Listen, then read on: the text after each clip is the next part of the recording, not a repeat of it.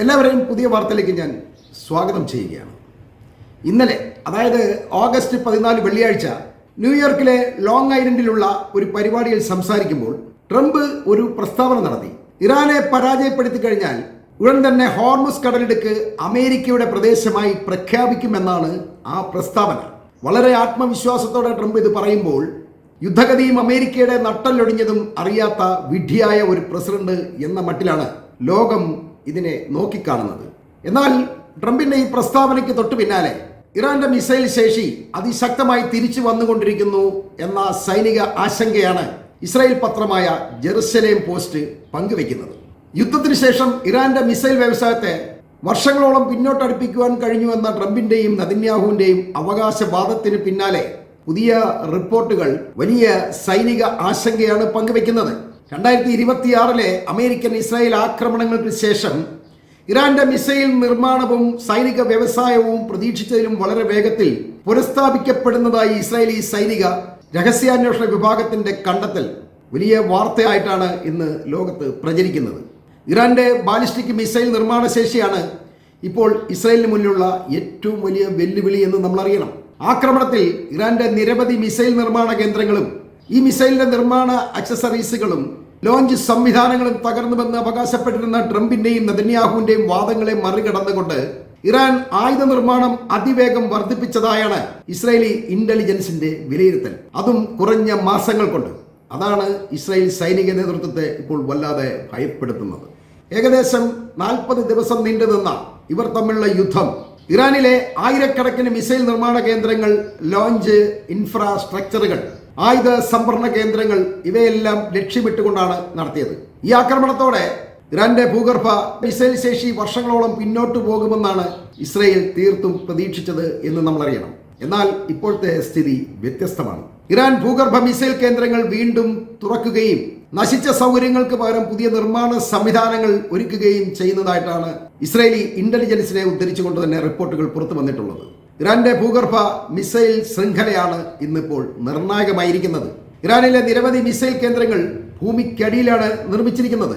മിസൈലുകൾ, ലോഞ്ചറുകൾ, സാങ്കേതിക ഉപകരണങ്ങൾ എന്നിവ ഭൂഗർഭ അറകളിൽ സൂക്ഷിക്കാൻ കഴിയുന്ന രീതിയിലാണ് ഇറാൻ ഈ സംവിധാനങ്ങൾ ഒരുക്കിയിട്ടുള്ളത്. ഇക്കാര്യം ഇസ്രായേലിനും അമേരിക്കയ്ക്കുമൊക്കെ അറിയാമെങ്കിലും ഈ ഭൂഗർഭ അറകളുടെ പ്രവേശന കവാടങ്ങളിൽ മണ്ണും കോൺക്രീറ്റും വീഴ്ത്തി ചില കേന്ദ്രങ്ങളെ താൽക്കാലികമായി അടച്ചുപൂട്ടാനാണ് അമേരിക്ക അവരുടെ ആക്രമണം കൊണ്ട് ശ്രമിച്ചത്. എന്നാൽ ഭാരമേറിയ എഞ്ചിനീയറിംഗ് ഉപകരണങ്ങളും ബുൾഡോസറുകളും ഉപയോഗിച്ചുകൊണ്ട് ഇറാൻ ഈ പ്രവേശന മാർഗങ്ങൾ വീണ്ടും തുറന്നതായിട്ടാണ് റിപ്പോർട്ടുകൾ. ഇതോടെ ഈ ഭൂഗർഭ അറകളിൽ സംഭരിക്കപ്പെട്ടിരുന്ന മിസൈലുകളും ലോഞ്ചറുകളും മറ്റ് സൈനിക ഉപകരണങ്ങളും വീണ്ടും ഉപയോഗിക്കാൻ ഇറാന് കഴിയുന്ന സാഹചര്യം ഉണ്ടായതാണ് ഇസ്രായേലിനും അമേരിക്കൻ കേന്ദ്രങ്ങൾക്കും നേരെ ഇത്രയധികം ആക്രമണങ്ങൾ നടത്താൻ ഇറാന് കഴിഞ്ഞത് എന്ന് നമ്മൾ മനസ്സിലാക്കണം. ഇറാന്റെ മിസൈൽ ശേഖരത്തിന്റെ കൃത്യമായ വലിപ്പം സംബന്ധിച്ച് അമേരിക്കൻ ഇന്റലിജൻസും മൊസാദും നൽകുന്ന കണക്കുകൾ കൃത്യമല്ല എന്നാണ് ഇപ്പോൾ വിലയിരുത്തുന്നത്. ചില പാശ്ചാത്യ ഇസ്രായേലി മാധ്യമങ്ങൾ പറഞ്ഞത് ഏതാനും കുറച്ച് മിസൈലുകൾ മാത്രമേ ഇനി ഇറാന്റെ കൈവശമുള്ളൂ എന്നാണ്. മറ്റു ചില കണക്കുകൾ പ്രകാരം ഇസ്രായേലിനെ ആക്രമിക്കാൻ ശേഷിയുള്ള ഏകദേശം 1000-ഓളം മിസൈലുകൾ ഇറാന്റെ കൈവശം ഇപ്പോഴും ഉണ്ട് എന്നും പറയപ്പെടുന്നു. എന്നാൽ നിലവിലെ സാഹചര്യത്തിൽ ഇസ്രായേലിലെ മിസൈലുകളുടെ എണ്ണം മാത്രമല്ല നിർണായകം. ഇറാന് പുതിയ മിസൈലുകൾ എത്ര വേഗത്തിൽ നിർമ്മിക്കാൻ കഴിയും എന്നതാണ് ഇതിൽ ഏറ്റവും അധികം പ്രധാനപ്പെട്ടത് എന്ന് നമ്മൾ മനസ്സിലാക്കണം. ലോകത്തെ ചില സൈനിക നയതന്ത്ര വിദഗ്ധരുടെ വിലയിരുത്തലുകൾ പ്രകാരം വർഷങ്ങൾക്കുള്ളിൽ ഇറാന്റെ മിസൈൽ ശേഖരം വീണ്ടും വലിയ തോതിൽ ഉയരാൻ സാധ്യതയുണ്ട് എന്നാണ് അവർ പറയുന്നത്. 2027 പഴയ ശേഷിയിലും അതിവിപുലമായ ഒരു തലത്തിലേക്ക് ഇറാന്റെ മിസൈൽ ശേഷി വളരുകയും ഈ ശേഷി ഉപയോഗിച്ച് 2028 ഇസ്രായേലിനെ അവർ ആക്രമിക്കാനും അത് ഇസ്രായേലിലെ ഗുരുതരമായ ഭീഷണിയായി മാറാനും സാധ്യതയുണ്ട് എന്ന ആശങ്കയും ഇസ്രായേലി സൈന്യത്തിന്റെ ഉള്ളിൽ വല്ലാതെ തീ ആളിക്കത്തിക്കുന്നുണ്ട്. ഇറാന്റെ യഥാർത്ഥ ഉൽപാദന ശേഷി എത്രയാണെന്ന് ഇപ്പോഴും രഹസ്യമാണ്. അതറിയാത്തിടത്തോളം ബാക്കിയെല്ലാം നിഗമനങ്ങളാണ് എന്നതാണ് ഇസ്രായേലിന്റെ ആശങ്കയുടെ പ്രധാന കാരണം.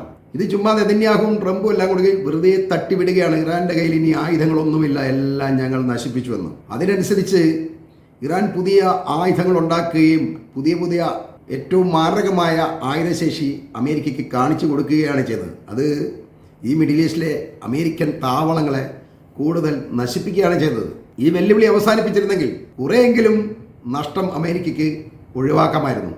അതിന് ട്രംപ് സമ്മതിക്കില്ല എന്നുള്ളതാണ് വാസ്തവം. 2024 ഒക്ടോബറിൽ ഇറാന്റെ മിസൈൽ പ്രതിരോധ വ്യവസായവുമായി ബന്ധപ്പെട്ട് നിരവധി കേന്ദ്രങ്ങളിൽ ഇസ്രായേൽ ആക്രമണം നടത്തിയിരുന്നു. അന്നത്തെ ആക്രമണത്തിന് ശേഷം മിസൈൽ ഉൽപാദനം കുറഞ്ഞത് 1 വർഷത്തേക്കെങ്കിലും തടസ്സപ്പെടുമെന്നാണ് ഇസ്രായേൽ വിലയിരുത്തിയത്. എന്നാൽ ഇസ്രായേലിന്റെ ആ കണക്കുകൂട്ടലുകളെ തകർത്തുകൊണ്ടാണ് 2025 ജൂണിൽ ഇറാൻ ഇസ്രായേലിൽ മിസൈൽ മഴ തന്നെ വർഷിച്ചത്. ഇസ്രായേൽ നടത്തിയ ആക്രമണങ്ങൾ ഇറാന്റെ ആയുധശേഷിയെ തൊടാൻ പോലും കഴിഞ്ഞില്ല എന്നുള്ളതാണ് വാസ്തവം.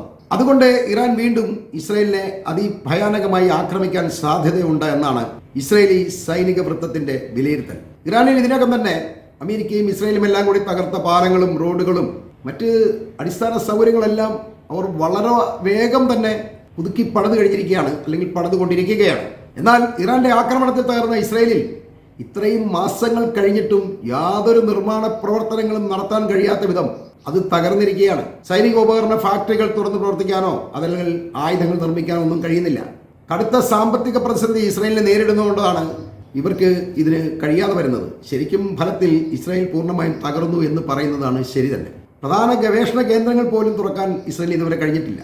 ഇതെല്ലാം പൂർണ്ണമായും തകർന്നതാണ്. നമ്മൾ പല വീഡിയോയിൽ അതിനു മുമ്പ് കാണിച്ചിട്ടുണ്ട്.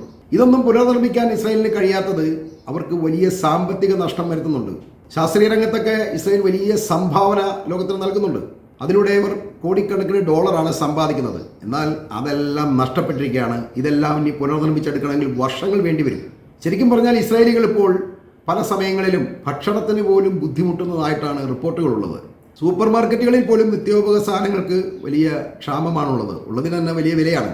ഈ ഹോർമസും ബാബുൽ മന്ദാബും ഒക്കെ അടച്ചു കിടക്കുന്നത് കാരണം ഇസ്രായേലിലേക്ക് സാധനങ്ങൾ വരാൻ വലിയ ബുദ്ധിമുട്ടാണുള്ളത്. നേരത്തെ ജോർദാനും ഈജിപ്തും തുർക്കിയും ഒക്കെ ഇസ്രായേലിനെ സഹായിക്കാനുണ്ടായിരുന്നു.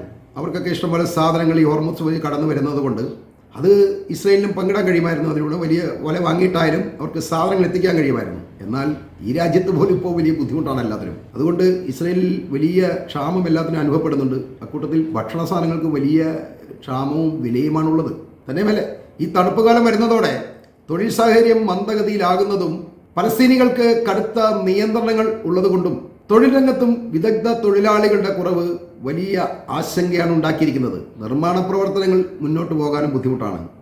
ഉള്ള കാശ് വെച്ച് എന്തെങ്കിലും പണിയാമെന്ന് വിചാരിച്ചാൽ പോലും തൊഴിലാളികളെ കിട്ടാനില്ല. നേരത്തെ ഈ ഗസയിലും പലസ്തീനിലുമൊക്കെ ഉള്ള ആളുകളാണ് ഇസ്രായേലിൽ വന്ന് ജോലി ചെയ്തിരുന്നത്. അവർ ഒന്ന് രാവിലെ വന്ന് ജോലി ചെയ്യും, വൈകിട്ട് തിരികെ പോകും. ഇപ്പോൾ അവർക്കൊക്കെ കടുത്ത നിയന്ത്രണമാണുള്ളത്. ഇവരെല്ലാം ശരിക്കും പരിശോധിച്ച് ാണ് കടത്തിവിടുന്നത് രാജ്യത്തേക്ക്. അതുപോലെ ഇവരുടെ എല്ലാം ഹിസ്റ്ററി ചെക്കാണ് ഈ വരുന്നവരാണ്. ഇവരൊക്കെ വല്ല തീവ്രവാദികളാണ്, ഭീകരരാണോ എന്നൊക്കെ ഇസ്രായേലിന് അറിയണം. അതുകൊണ്ട് തൊഴിലാളികളൊന്നും വരാൻ തയ്യാറാവുന്നില്ല. അത് ഇസ്രായേലിന് വലിയ മന്ദഗതിയാണ് ഉണ്ടാക്കുന്നത്.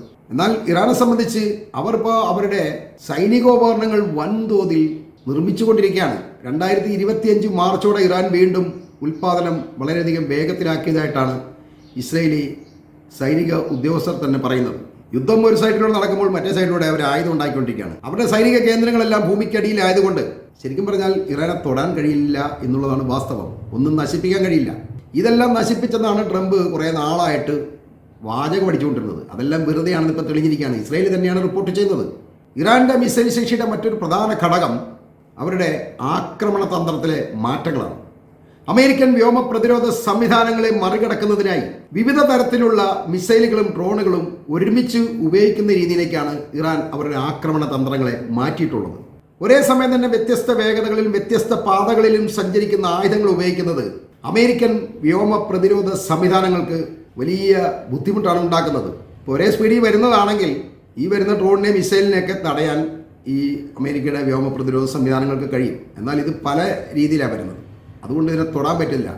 ഒന്നിലേക്ക് പ്രോഗ്രാം ചെയ്യുമ്പോൾ മറ്റിടത്തൂടെ വന്ന് താഴെ വീഴും. ഇപ്പോൾ സ്പീഡിനെ പ്രോഗ്രാം ചെയ്യുന്നതെങ്കിൽ സ്ലോയിൽ വരുന്ന സാധനം ഇവിടെ വന്ന് വീഴും. ഇതാണ് ഈ അവസ്ഥ. അതുമാത്രമല്ല, ഇറാന്റെ ചില മിസൈലുകളിൽ പറക്കുന്നതിനിടയിൽ ഗതി മാറ്റാനും കഴിയുന്ന ഒരു സംവിധാനമുണ്ട്. അത് ലോകത്ത് ഒരു മിസൈലുകൾക്കും ഇല്ല എന്നുള്ളതാണ്.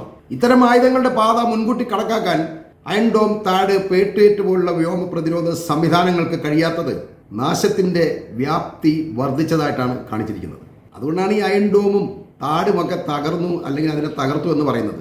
ഇത് ഇവർക്ക് പ്രോഗ്രാം ചെയ്യാൻ പറ്റുന്നില്ല. ഇതിൻ്റെ സ്പീഡെല്ലാം കണക്ക് കൂട്ടിക്കൊണ്ട് ഇത് പല വേഗത്തിലാണല്ലോ വരുന്നത്. തന്നെയുമല്ല, വില കൂടിയ പ്രതിരോധ മിസൈലുകൾക്ക് മുന്നിൽ ഏറ്റവും വില കുറഞ്ഞ ഡ്രോണുകൾ അയക്കുന്നതിലൂടെ ഇറാൻ അമേരിക്കയെയും ഇസ്രായേലിനെയും കബളിപ്പിക്കുകയും പരിഹസിക്കുകയും ചെയ്തതായിട്ട് റിപ്പോർട്ടുകൾ പുറത്തു വന്നിരിക്കുകയാണ്. എന്നാ പിടിച്ചോ എന്ന് പറഞ്ഞുകൊണ്ട് അയക്കുന്ന $1000 വിലയുള്ള ഒരു ഡ്രോണിനെ പിടിക്കാൻ വേണ്ടിയാണ് $50 മില്യൺ വിലയൊക്കെയുള്ള മിസൈൽ വെച്ച് അടിക്കുന്നതെന്ന് ഓർക്കണം. ഈ വില കുറഞ്ഞ ഡ്രോണുകളെ പിടിക്കാൻ വേണ്ടി വില കൂടിയ മിസൈലുകൾ അയക്കുന്നതിലൂടെ അമേരിക്കയ്ക്ക് വലിയ സാമ്പത്തിക നഷ്ടമാണ് വരുത്തിയിട്ടുള്ളത്. ഇത് പലപ്പോഴും റിപ്പോർട്ട് ചെയ്യപ്പെട്ട കാര്യമാണ്. അതുകൂടാതെ ഖത്തറിലെ AN/FPS 132 റഡാർ സംവിധാനവും ജോർദാനിലെയും UAEയിലെയും AN/TPY-2 സംവിധാനവും പൂർണ്ണമായും ഇറാൻ തകർത്തതോടെ അമേരിക്ക ശരിക്കും മിഡിൽ ഈസ്റ്റിൽ സൈനികമായി ഒറ്റപ്പെട്ടു കഴിഞ്ഞു എന്നുള്ളതാണ് വാസ്തവം. ഇത് വലിയ ആൾനാശമാണ് അമേരിക്കയ്ക്ക് വരുത്തിയിട്ടുള്ളത് എന്നാണ് കണ്ടെത്തിയിരിക്കുന്നത്. എന്നാൽ ഈ ആൾനാശത്തിന്റെ കണക്കുകൾ അമേരിക്ക മറച്ചുവെച്ചുവെങ്കിലും ഏകദേശം 700-ലധികം അമേരിക്കൻ സൈനികർ മാത്രം 2026 ഫെബ്രുവരിക്ക് ശേഷം കൊല്ലപ്പെട്ടതായിട്ടുള്ള കണക്കുകളാണ് ഇറാൻ പുറത്തുവിട്ടത്. അതിൻ്റെ കൂടെ പരിക്കേറ്റവരും അംഗഭംഗം സംഭവിച്ചവരുമായിട്ട് എത്രയോ ഇരട്ടി ആളുകളാണുള്ളത്. ഇതിനെയൊക്കെ കാൽക്കുലേറ്റ് ചെയ്യുമ്പോഴാണ് ഇറാന്റെ മിസൈൽ ശൃംഖല വീണ്ടും നിർണായകമാകുന്നത്. ഭൂമിക്കടിയിൽ ഇറാൻ നിക്ഷേപിച്ചിരിക്കുന്ന അവരുടെ വലിയ മിസൈൽ സംവിധാനങ്ങൾ പൂർണ്ണമായി നശിപ്പിക്കണമെന്നുണ്ടെങ്കിൽ അതിന് വലിയ തോതിലുള്ള കൃത്യമായ ആക്രമണം ആവശ്യമാണ്. എന്നാൽ ഇറാന്റെ ഈ ഭൂഗർഭ കേന്ദ്രങ്ങൾ കണ്ടെത്തുക എന്നത് തന്നെ വലിയ ബുദ്ധിമുട്ടുള്ള കാര്യമാണ്. അഥവാ കണ്ടെത്തിയാൽ പോലും അതിനുള്ളിലെ എല്ലാ സംവിധാനങ്ങളും പൂർണ്ണമായി നശിപ്പിക്കപ്പെട്ടു എന്ന് ഉറപ്പാക്കാൻ അതിനേക്കാൾ വലിയ ബുദ്ധിമുട്ടാണുള്ളത്. ഇസ്രായേലിന്റെ ഏറ്റവും വലിയ ആശങ്ക ഇറാന്റെ ഇപ്പോഴത്തെ ഈ മിസൈൽ ശൃംഖല മാത്രമല്ല, അടുത്ത 2-3 വർഷം കൊണ്ട് ഇറാൻ എത്ര വലിയ മിസൈൽ ശക്തിയായി മാറും എന്ന ഒരു ഭയമാണ്. അതുകൊണ്ട് തന്നെ ഇപ്പോൾ ഇറാന്റെ മിസൈൽ ശക്തിയുടെ പുനർനിർമ്മാണവും അതിന്റെ വളർച്ചയുമൊക്കെ ഇസ്രായേലും അമേരിക്കയും മാത്രമല്ല മിഡിൽ ഈസ്റ്റിലെ മുഴുവൻ രാജ്യങ്ങളും ഉറ്റുനോക്കുന്ന ഒരു പ്രധാന സൈനിക വിഷയമായി മാറിയിട്ടുണ്ട്. ഇത് ഇവർക്കിടയിൽ ആശങ്കയും ഭയവും ഒക്കെ വർദ്ധിപ്പിക്കുമ്പോൾ ഇസ്രായേൽ ഇറാന്റെ ആക്രമണത്തിൽ നിന്നും മുക്തമായിട്ടില്ല എന്നും ഇനിയും എപ്പോൾ വേണമെങ്കിലും യാതൊരുവിധ മുന്നറിയിപ്പും ഇല്ലാതെ ഇസ്രായേലിനെ ഇറാൻ ആക്രമിക്കാനും നശിപ്പിക്കാനും സാധ്യതയുണ്ട് എന്ന വിലയിരുത്തലാണ് ഇസ്രായേൽ സൈന്യത്തിനുള്ളിലുള്ളത്. ഇക്കാര്യം അവരിൽ വല്ലാത്ത ആശങ്കയും ഭയവും ഒക്കെ ഉണ്ടാക്കിയിട്ടുണ്ട് എന്ന് പറയുകയാണ്. ഈ വാർത്തകൾ ഞാനിവിടെ അവസാനിപ്പിക്കുന്നു.